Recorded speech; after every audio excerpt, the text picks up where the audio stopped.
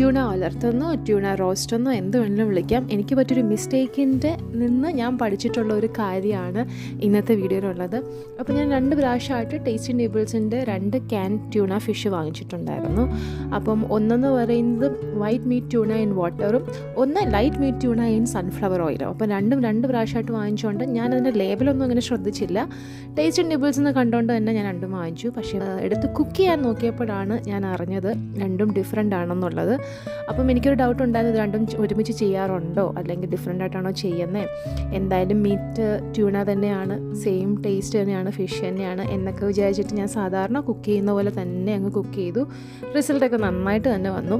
അപ്പം എനിക്ക് ഇതിൽ നിന്ന് മനസ്സിലായിട്ടുള്ളൊരു കാര്യം എന്ന് പറഞ്ഞു കഴിഞ്ഞാൽ, നമ്മുടെ ജീവിതത്തിൽ സംഭവിക്കുന്ന ചെറിയ ചെറിയ തെറ്റുകൾ നമുക്ക് പുതിയ കാര്യങ്ങൾ പഠിക്കുവാനും അതുപോലെ തന്നെ വൈസായിട്ടുള്ള ഡിസിഷൻ എടുക്കുവാനും കിട്ടുന്ന അവസരങ്ങളാണ്. തളരാതെ ഭയപ്പെടാതെ നമ്മളത് ഉപയോഗിക്കേണ്ടതായിട്ടുണ്ട്.